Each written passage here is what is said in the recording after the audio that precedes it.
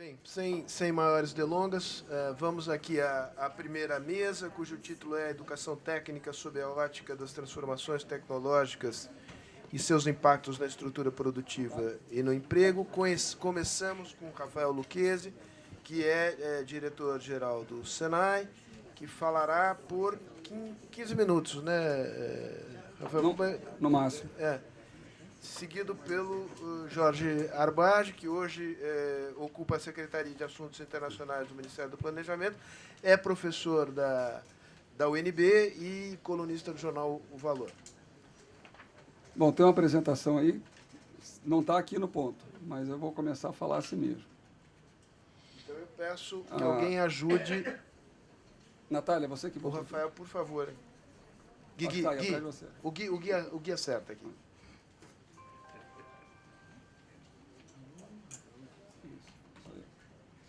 Já está aqui. Bom, gente, então vamos começar. Nós, como eu falei, aproveitar meus 15 minutos, já vou até fazer, já falei isso na entrada. Então, nós temos aí a necessidade de nos ajustarmos a mais uma revolução industrial. Só para dar um exemplo, na terceira revolução industrial, o grande símbolo foi a produção enxuta japonesa.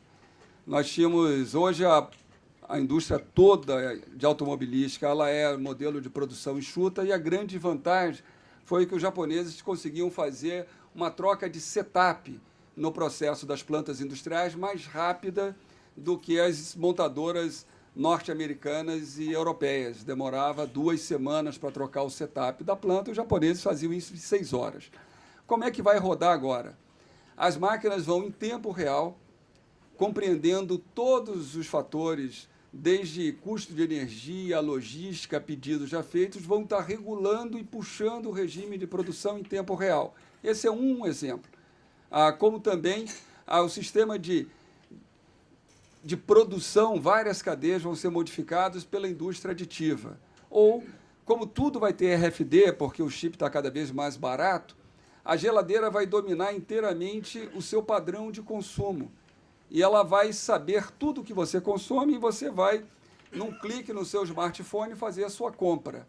Para comprar vinhos e queijos, aí você vai poder perder tempo, mas o seu padrão de consumo está ali. Isso vai abrir para uma miríade de novos modelos de negócio estabelecidos em serviço, ou seja, o seu último check-up, a geladeira vai poder ajudar ao seu novo regime alimentar para melhorar o indicador do que você precisa como recomendação médica. Aqui só alguns highlights de transformações que estão acontecendo nessa lógica de integração, de toda essa revolução digital que está acontecendo, só que ela vai ter uma integração ciberfísica, ela vai se integrar com o mundo das coisas, que é a internet de todas as coisas e todas as transformações. Isso aqui é 2 horas de discussão, e então não queiram tanta profundidade nesses 10 segundos que eu dediquei ao tema. É óbvio que nós vamos ter que transformar tudo ao nosso redor. E é claro que a imagem, a metáfora dos tempos modernos de Charlie Chaplin não serve mais para o sistema educacional. E, ministro, muitas vezes quem faz oposição à educação técnica parou no Charlie Chaplin, parou nas teses do Taylor. Eles conseguem só entender a indústria em larga escala. É uma sandice, é uma certa ignorância isso. Os processos hoje de produção estão baseados em muito maior criticidade, cooperação, capacidade de decisão, ou seja, Big Data, muita informação, capacidade de análise e decisão. Inclusive, isso interfere nas formações técnicas do Senai. Nós acompanhamos, temos um observatório para cada um dos 28 setores industriais. Nós não podemos esperar ter uma mudança tecnológica para começar a mudar o conteúdo curricular. Então, isso faz parte do processo de transformação. O próprio World Economic Forum, que mostra aí essas mudanças de parâmetros, de características de formação, coloca que, em 10 anos, 70% das profissões serão outras, serão baseadas em novas competências que estão a partir dessa lógica que, certamente, nós temos que dialogar isso com o sistema educacional. O sistema educacional não pode ser uma escola do século XIX com professores do século XX e uma realidade do século XXI. Temos que começar a mexer nessas transformações. O The Economist vai na mesma linha e coloca as novas habilidades exigidas, resolução de problema, trabalho em tempo, comunicação, análise crítica, criatividade, por aí vai. seja, há um mundo em transformação e que nós temos que dialogar isso com o que nós queremos. Senão, nós vamos estar sendo cada vez mais deslocados das principais cadeias de valor, coisa que tem acontecido.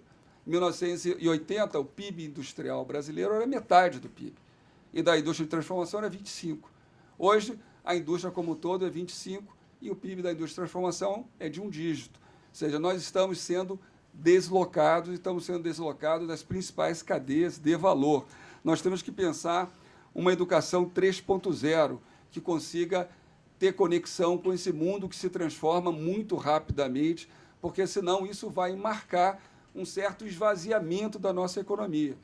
Porque, para a economia de commodities, baseada em commodities, certamente a economia de serviço vai ser muito vazia, os empregos do futuro vão estar muito esvaziados, isso o Jorge vai, acredito eu, falar com mais propriedade. Nós precisamos ter uma escola que se transforme, e a escola ela incorpora lentamente esse mundo que se transforma muito rapidamente. E não adianta falar mal dos rankings internacionais, como, historicamente, muitos homens públicos no Brasil faziam. Nossa escola é ruim, nós temos uma má qualidade da educação regular, nós temos, em todos os indicadores, o anterior foi do PISA, esse é do World Economic Forum, nós ocupamos no ranking de 140 países, o nosso sistema educacional ocupa a 132ª posição. Então, isso é muito ruim, precisamos avançar e estamos muito atrás.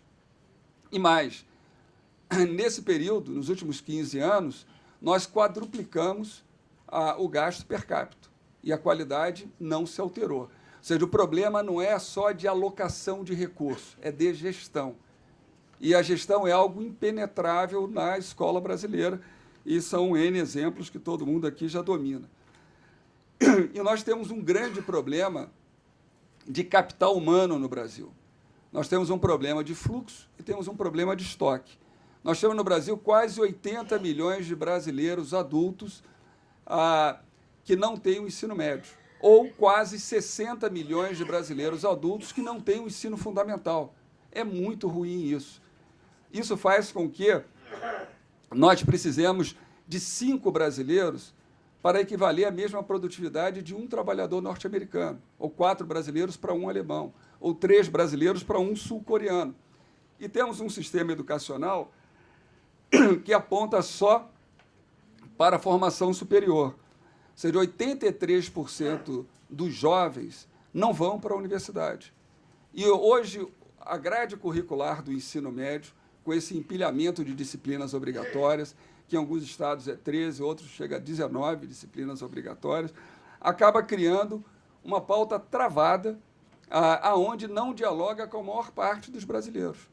83% dos brasileiros que não vão para a universidade não têm um destino claro de ter uma identidade profissional conferida pelo sistema educacional.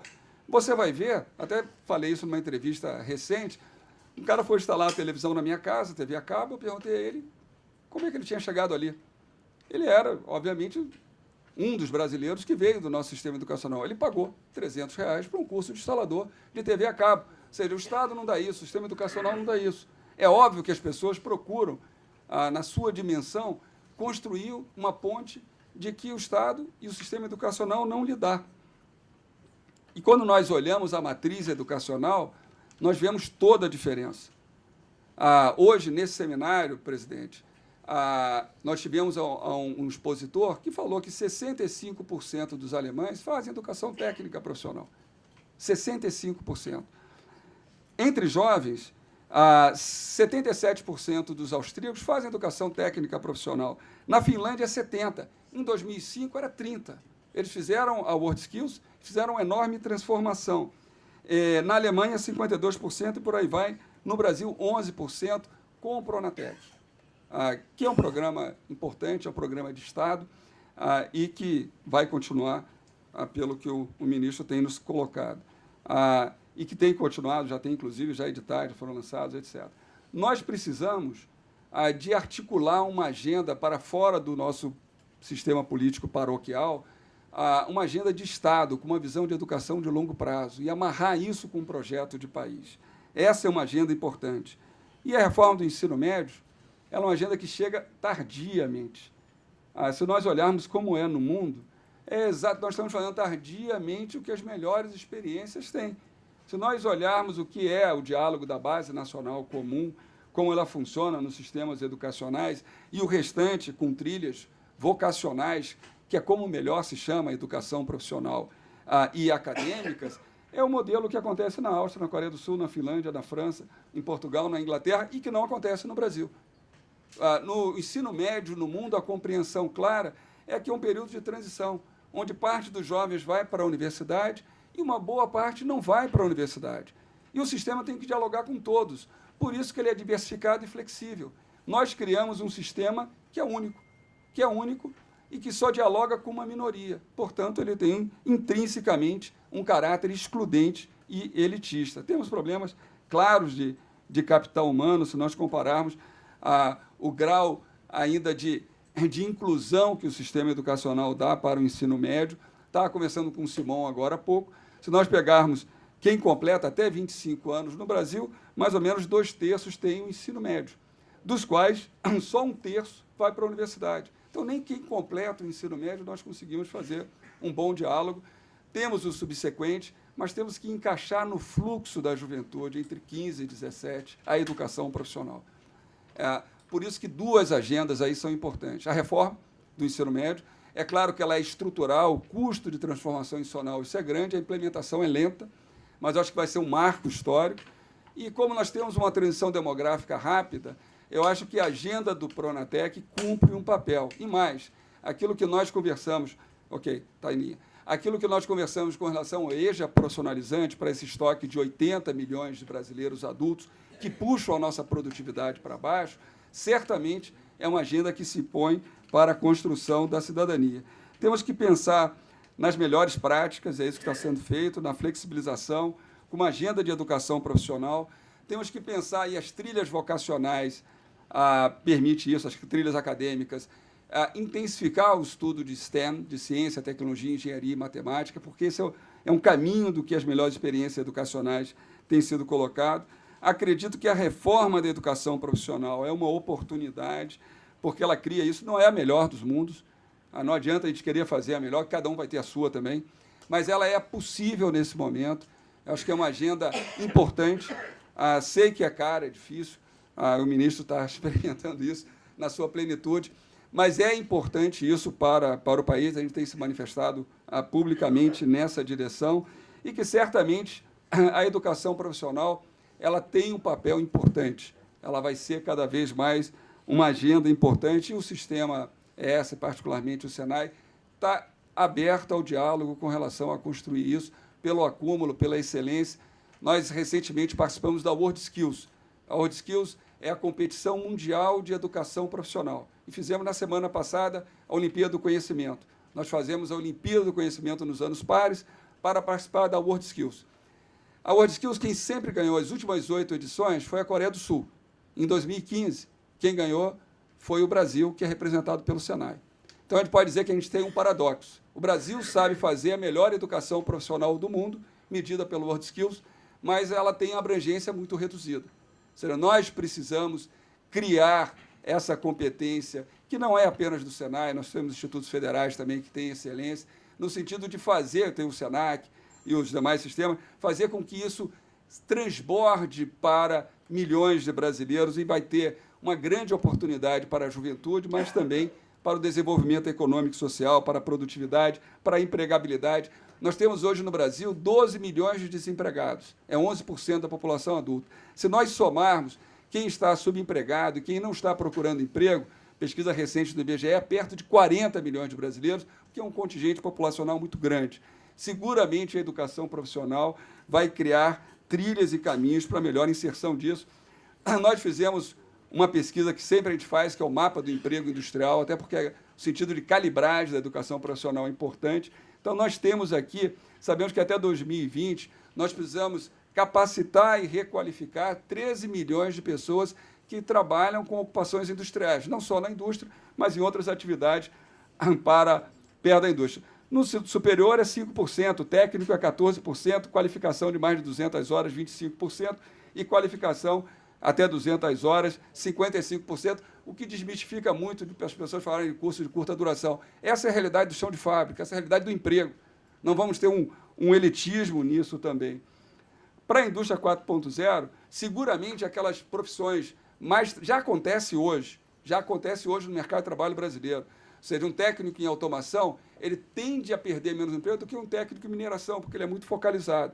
Isso vai acontecer cada vez mais e nós estamos fazendo estudos no Senai no sentido de fazer adaptação. Então, técnico em informática, desenvolvimento de sistemas de aplicação, logística, telecomunicação e eletrônica é um caminho. E o mais importante, ministro, se nós perguntarmos aos jovens, a pesquisa pergunta ao jovem de 13 a 18 anos se a educação profissional é um passaporte para o primeiro emprego. 76% concordam com a reforma do ensino médio. 76% dos jovens de 13 a 18 anos é a pesquisa de representatividade Brasil, com 2.002 respondentes. Se o curso técnico tem elevada importância no futuro das profissões, quase 80%. Então, a reforma que está sendo proposta dialoga com os sonhos dos jovens, e isso, em outra pesquisa do IBOP, 90% dos brasileiros creem que a educação profissional é melhor para a inserção no mundo das profissões. Quais são os principais pontos destacados por esses jovens?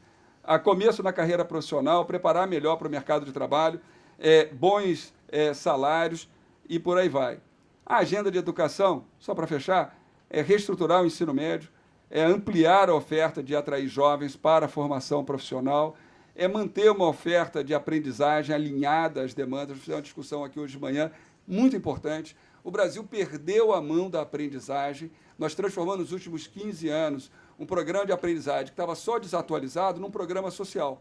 Você pegar um jovem de 15 a 17 anos e dar para ele uma bolsa por 2 anos, é claro que vai ter um efeito renda benéfico, mas é destrutivo do ponto de vista da construção do futuro, porque ele poderia ganhar uma profissão, poderia ganhar um curso técnico, muito mais transformador. Nós temos um custo, impostos às empresas, sem nenhum benefício. Nós criamos o pior dos mundos.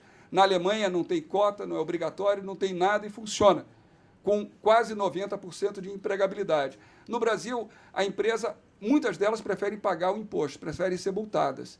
Então, nós criamos uma lógica que não funciona. Não tem efetividade de emprego, e o emprego que tem é para contínuo.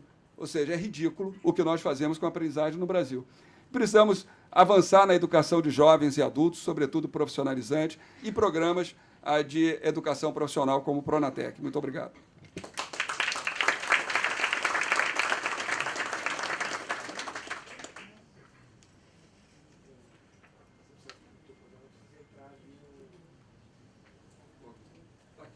Guilherme, peço auxílio aqui para que a apresentação do Jorge entre. Peço ajuda aos universitários.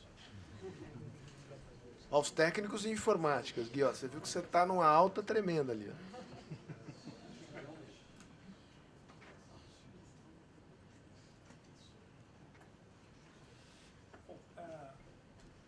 Boa tarde a todos, senhor presidente, senhor ministro, senhoras autoridades, Rafael, Sérgio.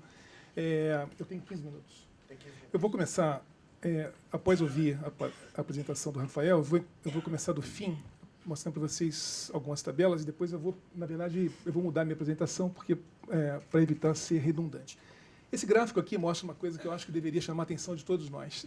Isso aí é a escolaridade média da população de 15 anos ou mais, que foi construída pelo Angus Deaton para a OCDE. O que vocês veem é uma coisa muito simbólica, muito representativa de toda a nossa discussão. A escolaridade média do Brasil no ano 2000 era igual a que tinha os Estados Unidos no ano de 1900. A gente tem 100 anos de atraso. Isso é chocante, né? E isso não é muito diferente do que tinha o Canadá e a Austrália, países jovens também como o Brasil, e que tinham uma escolaridade e que viam na escolaridade, viam na educação um instrumento fundamental do processo de desenvolvimento econômico, da industrialização, enfim, do crescimento de forma sólida e sustentada. Essa é uma coisa muito importante. Esse outro gráfico, repetindo o que já foi falado aqui, mostra a produtividade do trabalho. Essa produtividade está estagnada desde 1980, exatamente o ano de 1980. As consequências disso aí são muito graves, que já foram faladas aqui, e eu vou gastar um minuto falando sobre isso. Esse outro gráfico mostra a taxa de crescimento da produtividade entre 1980 e 2015. Ela praticamente não aumentou. A gente tem um problema gravíssimo aqui. É muito difícil resolver os problemas desse país, problemas econômicos, sociais e políticos, numa economia em que a produtividade não cresce. Só que isso se torna particularmente difícil quando a gente tem um país passando por profundas transformações demográficas. Profundas, ou seja, é inexorável que cada um dos nossos meninos tenham que produzir muito mais no futuro próximo para eles ajudarem a dar conta do encargo que é financiar uma estrutura de custos da Previdência Social e do sistema de saúde, quando a gente ainda roda com 8, 9, 10 mil dólares de PIB per capita. Isso é um mega desafio para padrões internacionais.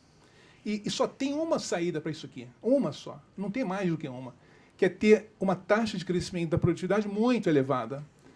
Sem o que os nossos meninos não só terão o desafio de dar conta desse sistema, mas muito provavelmente eles terão que pagar muito mais imposto. Isso é uma coisa que é impensável num país em que a carga tributária já é muito elevada para padrões internacionais. Bom, tendo dito isso, eu queria colocar mais alguns outros pontos na mesa, vou indo lá para o início. Né? O problema de tudo isso que o Rafael estava comentando é que a gente roda hoje numa economia global muito mais interdependente. Muito mais interdependente. Né? A despeito do fato de o Brasil ter uma taxa, ter um processo de abertura em termos de importação e exportação relativamente modesto, mas os canais de comunicação da nossa economia com a economia global, por vários outros canais de transmissão, são muito intensos. O que faz com que os nossos jovens estejam muito expostos à competição global, de uma forma direta e indireta. A competição por recursos, por investimentos e por talentos é muito intensa hoje. E os fluxos de capitais, as decisões de investimentos na região A, ou B ou C, levam em conta tudo o que acontece, inclusive no Brasil, sendo o Brasil uma economia relativamente fechada. Mas talvez mais importante do que isso é que nós fomos olhar a composição de custos dos produtos, não só do Brasil, mas de outros 48 países, e a gente descobriu que o componente de conhecimento nos produtos só faz crescer ao longo do tempo. E o componente de custos de produção, incluindo aqui mão de obra, logística, etc., só faz cair ao longo do tempo. Só faz cair. Um exemplo, talvez paradigmático para vocês, talvez seja o caso do iPhone, que é produzido na China, montado por uma empresa taiwanesa, só que de cada 100 dólares exportados pela China na forma de iPhone, 93 voltam para os Estados Unidos. 93 dólares de cada 100. Para remunerar o quê? O software, a marca, a rede de distribuição, toda a inteligência que está por detrás. Então, produzir e montar telefone celular e montar vários outros produtos, hoje em dia, já não é aquilo que faz a diferença mais. A grande diferença está na capacidade de você desenvolver e orquestrar plataformas de produção, cadeias globais de valor. Aqui que está a grande diferença. E para tornar a história do Rafael, para além dessas coisas que eu estou falando aqui, dessas novas tecnologias de produção, novos materiais, novas formas de gestão da produção, tem algo que talvez seja ainda mais importante. Deixa eu ver se eu passo aqui. Peraí. Que é isso aqui. Olha só. Que é o que eu tenho chamado de comoditização digital, o que torna toda a história do Rafael ainda mais aguda. O que a gente tem notado é que, sim, ter acesso a máquinas e equipamentos sofisticados e ter acesso, por exemplo, a softwares que são disponibilizados de graça na rede, na internet, por exemplo, um software de contabilidade que a padaria da esquina tem acesso de graça. Isso é muito bom.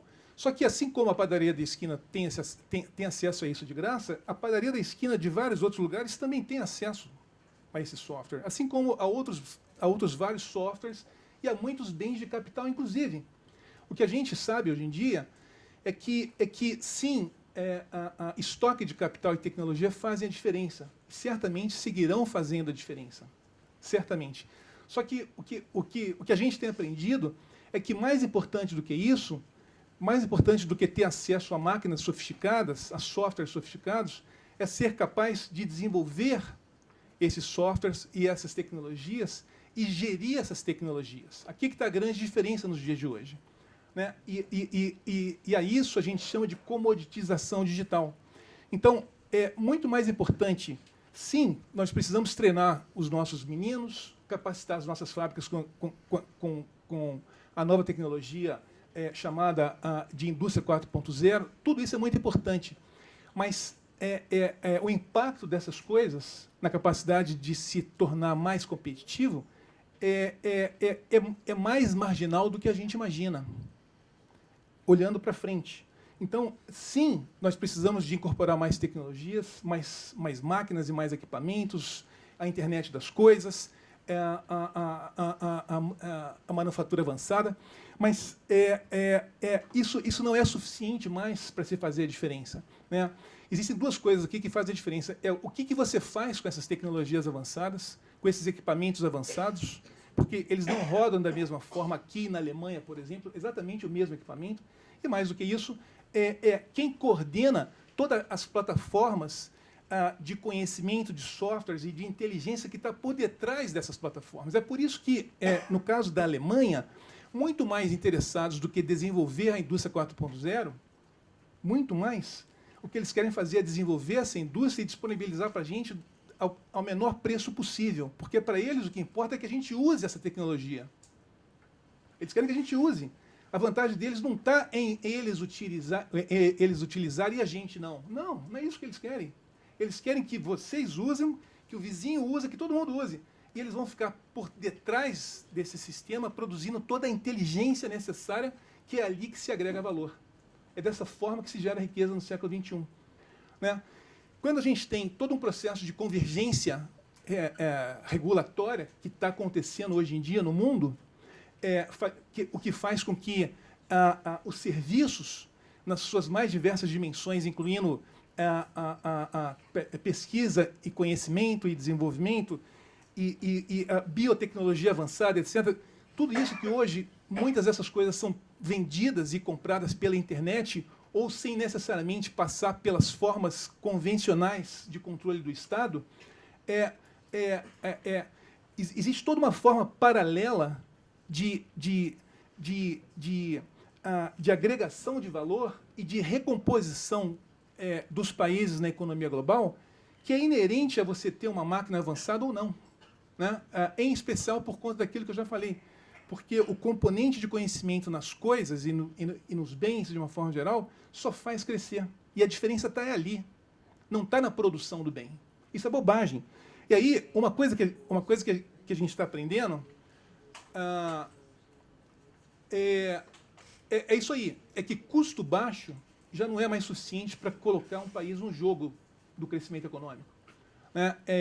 Países que dependem de custo baixo e de políticas fiscais terão cada vez mais dificuldades para se tornarem competitivos na economia global. Por quê? Porque o componente de custo só faz cair. Né? E como eu disse antes, o que faz a diferença na globalização, né, nessa nova era, é a sua capacidade de desenvolver conhecimento e de gerir esse conhecimento. É daqui que vem a riqueza, é daqui que vem a geração de riqueza, é daqui que vem os empregos, e não é por outra razão que, por exemplo, os Estados Unidos têm feito de uma forma direta e indireta uma ampla política de convergência regulatória que vai permitir que tudo isso que eu estou falando possa ser transferível, vendido e comprado na economia global com muito pouco controle dos países. Porque é aqui que se dá riqueza, e não na máquina. Né? Bom, a gente tem dois desafios, pelo menos. Né? A gente tem um desafio de curto prazo, que é o de aumentar a produtividade do trabalho utilizando a nossa atual estrutura de produção. E aqui, todo o sistema, Senai, escola, etc., tem um papel absurdamente essencial. Né? É de como fazer mais com o mesmo. Né? É de como pegar a estrutura de produção, as nossas fazendas, as nossas fábricas, a administração pública, etc. Como fazer isso tudo, produzir mais com os mesmos recursos. E isso se torna ainda mais importante nos dias de hoje por conta dessas mudanças demográficas, por conta do déficit fiscal muito grande e da baixa taxa de poupança da economia brasileira, que impede que a gente possa agregar recursos à economia para se produzir mais. Então, a gente vai ter que aprender a fazer mais com o mesmo, não tem jeito. E aqui, educação, treinamento profissional são absolutamente essenciais. Agora, numa economia global que se transforma tão rapidamente como é essa nossa, só tem uma coisa que vai nos dar alguma chance de poder dar conta dos desafios, que é transformar a economia brasileira de tal forma que a gente possa produzir coisas de mais alto valor adicionado, seja nas fazendas, seja nas fábricas, seja no setor de serviços. Né? Eu digo fazendas porque, claro, é possível que a gente transforme soja em produtos acabados e venda, em vez de soja, produtos acabados, de muito mais alto valor adicionado. A mesma coisa vale para o minério de ferro, a mesma coisa vale para o petróleo do pré-sal, que requer uma gigantesca agenda de altíssima tecnologia para que esse petróleo seja tirado e, portanto, muitos spillovers, muito conhecimento potencial que pode ser produzido e jogado para outros setores da economia para que a gente possa gerar uma economia muito mais diversificada e muito mais capaz de nos colocar no jogo do século XXI. Então, essa é a única forma de fazer muito mais com o mesmo, já que a gente tem um problema estrutural do ponto de vista de baixa taxa de poupança, de problemas fiscais graves e, acima de tudo, de uma mudança demográfica de grande porte que vai nos limitar na nossa capacidade de produzir mais, sem que a gente, como eu disse antes, possa fazer com que os nossos meninos venham a produzir muito mais em termos per capita. A gente tem vários desafios, eu acho que muitos deles, Rafael já falou. Eu só queria falar de 2 outros pontos para finalizar. Eu acho que é fundamental que a gente aprimore as nossas instituições de ensino e de treinamento profissional para que elas deem conta não só dos desafios presentes, que foram todos esses que a gente já comentou aqui, de como fazer mais com o mesmo, mas mais do que isso, né? De como a gente se preparar para a economia do século XXI, que vai requerer uma carga de capacidade institucional e de treinamento profissional muito mais complexa do que essa que a gente tem hoje. E achar que a gente vai, ao treinar os nossos meninos para trabalhar na indústria 4.0, isso será suficiente porque a gente vai chegar a gente não vai chegar nos nossos destinos, né? Por mais baratos que sejam os equipamentos da manufatura avançada, ou seja lá o que a gente quiser chamar aqui. Bom, eu acho que vou parar por aqui, a gente pode discutir mais depois. Obrigado. Muito bom, João. Bem, agora 15 minutos de perguntas e respostas. Eu sugiro façamos o seguinte. Eu vou recolher 3 perguntas. As pessoas levantem as mãos, se identifiquem e, por favor, façam perguntas concisas, terminadas em ponto de interrogação.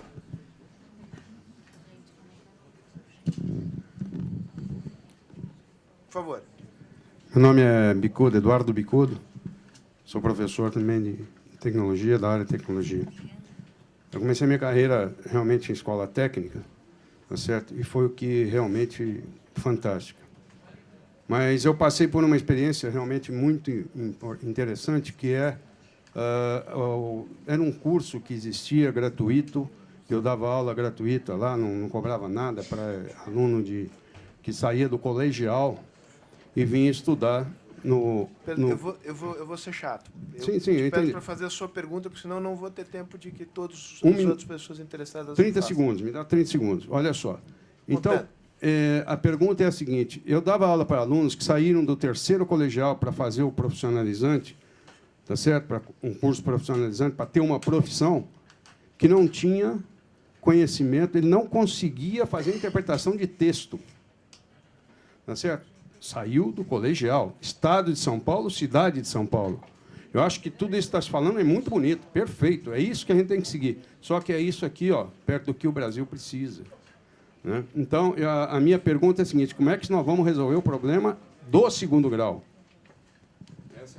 Muito bom. Mais perguntas? Tenho...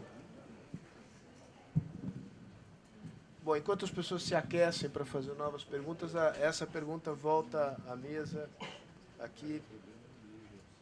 Quem agarrar, a bola é dele. É verdade que nós temos um problema de qualidade no sistema educacional, há progressos, mas temos um problema de qualidade, sim, no sistema educacional. Eu poderia dar N exemplos. quando várias plantas industriais, não tem uma planta industrial que largue no Brasil que não seja o Senai que treine e capacite. Você imagine isso na cidade de Eunápolis, no extremo sul da Bahia, e que vai partir uma planta, a planta mais moderna do mundo de celulose solúvel. Solúvel não, pasta química. Solúvel foi lá perto de Salvador. Todo o sistema educacional participou, a gente fez um teste para treinar e capacitar. E a nota de corte, 10 alunos passaram. Teve que botar a nota de corte lá para baixo e teve que nivelar esses alunos. Faz parte da realidade. Aí você vai ter que calibrar. Agora, seguramente, a educação profissional, ela emancipa. Agora, esse é o problema de produtividade que nós temos. Você pega a mesma máquina, pega o cara formado na Alemanha, pega o cara formado no Brasil, tem diferença, sendo a mesma máquina, porque ela vai ser melhor operada se alguém tem um nível de escolaridade básica melhor e de técnica melhor. Nós temos esse problema, sabemos disso, e precisamos melhorar a chave como um todo. Ter, inclusive, uma formação técnica melhor e, simultaneamente, melhorar a qualidade do nosso sistema educacional, que passa por gestão, passa por qualificação dos professores, melhor carreira, carreiras de dirigentes, isso tudo faz parte do pacote. A Base Nacional Curricular Comum, um pouco da agenda das coisas que estão sendo tocadas aí, e essa reforma do ensino médio. Muito bem. Mais perguntas? Por favor, Jorge. Deixa eu aproveitar o seu comentário para eu fazer um comentário. Olha só, uma das explicações da baixa produtividade... Existem, obviamente, várias explicações para a baixa produtividade do Brasil. Eu vou comentar uma só, uma dentre muitas, que está associada à questão que você levantou. Uma coisa é você ter escolaridade média baixa, certo? A outra coisa é você ter uma alta disparidade da qualidade da educação. Por que isso talvez seja mais problemático do que o primeiro? Você sabe por quê? Porque numa economia em que a tecnologia de gestão e de produção é cada vez mais descentralizada, a gente tem como consequência disso que cada vez mais a sua produtividade depende da produtividade daqueles que te cercam. Seja isso em nível de pessoas, seja isso em nível de firmas, de empresas. Então, aqui é o típico caso lá da música, né? É impossível ser feliz sozinho. Não adianta eu ter uma escola boa quando as pessoas que me cercam e que interagem comigo no meu processo de produção têm escolaridade baixa. Então, eu não sei se a gente deveria focar o aumento da escolaridade média ou se a gente deveria focar, em primeiro lugar, né, claro, uma homogeneização da qualidade da educação ao tempo em que a gente sobe a escolaridade média. O impacto econômico do segundo caso é muito provável que seja maior do que o impacto econômico do primeiro. É muito provável. A gente tem vários exemplos microeconômicos mostrando isso. Então, esse é um grave problema, a disparidade da qualidade da educação. De novo, não é possível ser feliz sozinho nesse caso. Muito bom. Mais duas perguntas que eu vou recolher de uma vez só. A tua e da Lídia lá atrás. Boa tarde, meu nome é Patrícia e minha pergunta é a seguinte: falando em educação técnica, com o mundo de hoje, que tudo muda muito rápido e as necessidades do mercado mudam muito rápido, como é que a gente consegue fechar essa equação do que está sendo ofertado de trabalho e de procura de mão de obra versus a educação técnica, que às vezes em tão pouco tempo fica defasado tão rápido e muda muito de um foco para outro? Muito bom. Lídia, deixa só, a gente pega a segunda e responde as duas ao mesmo tempo. Tem um centro de pesquisa no Reino Unido, Nesta, que fez um trabalho interessantíssimo sobre... Na verdade, fizeram dois trabalhos. Um sobre a indústria de games e o segundo sobre os skills necessários que vão sobreviver. Quais são as profissões que vão sobreviver. Chegou à conclusão que 47% das profissões atuais nos Estados Unidos vão acabar e 37% no Reino Unido. Um ano depois do estudo de games que eles fizeram, o Reino Unido mudou toda a grade universitária e introduziu ciência da computação desde as criancinhas, como exatamente um dos skills necessários para sobreviver no novo mercado de trabalho da manufatura 4.0. E agora esse mesmo centro de pesquisa está numa briga com os centros decisórios ingleses para a introdução de artes na educação. Então, como é que vocês veem essas duas coisas que, na verdade, estão longe da nossa reforma proposta agora? Artes e ciência da computação, programação. Muito bem. Rafael, vamos lá. Primeiro, Patrícia, pegar o exemplo do protocolo, o Acordo de Bolonha, em que foi aprovado nos países da União Europeia em 2007, vai exatamente nessa direção. Eles acabaram com aquelas 41 especialidades na área de engenharia e criaram um curso geral, porque com a base tecnológica que se transforma de forma tão intensa e a fronteira tecnológica também avança de forma intensa, é óbvio que você vai, ao longo da vida, fazendo os ajustes tecnológicos, não precisa ter o engenheiro mecatrônico integrando a eletrônica com a mecânica. Então, porque isso vai mudar a cada ciclo. Idem para as áreas técnicas. Isso tem acontecido em igual medida e é aquilo que a gente tem feito. E foi o exemplo que eu dei que já acontece no Brasil ainda sobre a EDGE na indústria 3.0. As profissões técnicas mais flexíveis, mais coringas, o que acontece? A pessoa se mantém mais tempo empregado ou retorna mais rapidamente ao emprego com menor perda de salário. Então, se você pegar duas profissões, o técnico em automação e o técnico em mineração, ainda que o técnico em mineração tenha no Brasil um bom salário, ele vai ficar mais tempo fora do mercado e, quando voltar, ele vai ter que remar tudo de novo. Já o técnico em automação dificilmente perde seu emprego, ou se perder, ele rapidamente é recolocado com índice de perda muito mais baixo. Então, isso é uma tendência e a gente vai ter que avançar. Com relação à reforma, eu discordo. Eu acho que não há isso. Há muita simbologia sendo colocada nisso aí. Se nós formos ver a verdade do que acontece, o ensino disso está na Base Nacional Curricular Comum, ponto número 1. Não é uma coleção de disciplinas que vai definir se a reforma está indo numa direção ou noutra. A gente cria esses simbólicos que não são legais e não aprofundam a necessidade de reformulação do nosso sistema. O que nós podemos constatar é que o ensino médio brasileiro está muito ruim, indo na direção errada. E esse é um grande problema. E que não dialoga com todas as transformações que são necessárias ao sistema educacional. Eu prefiro, muito mais, nós termos uma Base Nacional Curricular Comum que discute, primeiro, a esperança de aprendizagem, não é grade curricular e número de disciplinas, mas aquilo que deve ser aprendido e mais. Você ter uma boa parte da grade curricular flexível, seja pela vocação do estudante, seja pelas suas áreas de concentração acadêmica. E aí vai permitir algo que se adapte muito mais às transformações no mundo que é dinâmico e se transforma a cada momento numa velocidade maior. Acho que o que a gente está fazendo aqui não é nenhuma panaceia, mas está indo tardiamente na direção do que os sistemas educacionais modernos têm feito. E não estabelece nenhuma oposição. Porque, veja só, disciplinas obrigatórias que nós temos, educação física, arte, filosofia e sociologia, uma é dos anos 60, a primeira é dos anos 60, a outra é dos anos 70, e as duas últimas é de 2008. São lógicas corporativas sem uma dimensão maior, superior, de debate de Estado sobre a educação. Eu acho que essa reforma, inclusive, devolve um caráter superior, porque isso vai estar no âmbito do Conselho Nacional de Educação, não em lobby parlamentar. Aqui é uma discussão mais rebaixada para tratar sobre currículo e apenas disciplinas empilhadas. Eu acho que essa fragmentação que nós temos hoje é um bom exemplo do que deve ser extirpado do sistema educacional brasileiro e eu acho que a gente está indo na direção correta.